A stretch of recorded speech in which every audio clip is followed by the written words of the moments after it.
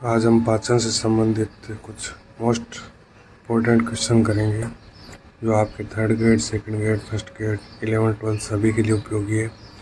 और पहला प्रश्न देखिए, पाचन तंत्र का मुख्य कार्य। पाचन मतलब भोजन को तोड़ना छोटे छोटे टुकड़ों में। दूसरा प्रश्न देखो, पेट मतलब आमाशय की बात हो रही है। पेट में प्रोटीन को तोड़ने वाला एंजाइम कौन सा है? आमाशय में पेप्सिन। ट्रिप्सिन छोटी आंत में होता है। लाइपेज वसाओं को तोड़ता है, एमाइलेज कार्बोहाइड्रेट को। तो प्रोटीन को तोड़ने वाला, ये दोनों प्रोटीन को तोड़ने वाले हैं, पेप्सिन और ट्रिप्सिन। लेकिन जो आमाशय पेट में, वहाँ प्रोटीन को तोड़ने वाला कौन सा एंजाइम है? पेप्सिन। तीसरा क्वेश्चन, पाचन तंत्र में पोषक तत्वों का मुख्य अवशोषण कहाँ होता है? अवशोषण छोटी आंत में होता है। बड़ी आंत में जल का अवशोषण होता है। बड़ी आंत में कौन सा पोषक तत्व अवशोषित होता है?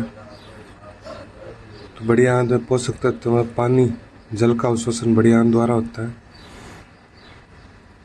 जल और इलेक्ट्रोलाइट। पाचन में पित्त का क्या कार्य होता है? तो वसाओं का इमल्सिफाइंग करना। पाचक एंजाइम किस अंग से स्रावित होते हैं? यकृत से तो पित्त स्रावित होता है जो वसाओं का पायसीकरण करता है। एक तो अग्नाशय और छोटी आंत, इसमें दो ऑप्शन है। पाचक एंजाइम दोनों से स्रावित होते हैं। पाचन में पेट मतलब आमाशय का क्या कार्य है? आमाशय में क्या होता है? प्रोटीन का तोड़ना। पाचन में आमाशय का कार्य प्रोटीन को तोड़ना।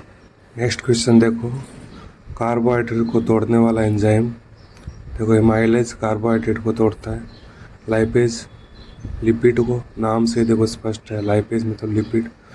पेप्सिन और ट्रिप्सिन ये दोनों प्रोटीन को तोड़ने वाले एंजाइम हैं। तो कार्बोहाइड्रेट को तोड़ने वाला एंजाइम एमाइलेज। छोटी आंत का मुख्य कार्य भोजन का अवशोषण होता है, पोषक तत्वों का अवशोषण सबसे पहले ही लिखा हुआ है। पित्त को संग्रहित करने वाला, पित्त कहाँ संग्रहित होता है? पित्ताशय में, यकृत के आधारीय भाग में पाया जाता है। और इसका काम क्या होता है पित्त का? वसाओं का इमल्सिफिकेशन। फिर है, पाचन में अग्नाशय का क्या कार्य है? अग्नाशय पाचक एंजाइम का निर्माण करता है। लाइपेज लिपिड को पचाने वाले एंजाइम। लाइपेज एंजाइम किस पोषक तत्व को तोड़ते हैं? लिपिड मतलब वसाओं का। पाचन तंत्र में रक्त में पोषक तत्वों के प्रवेश की प्रक्रिया क्या कहलाती है? अवशोषण।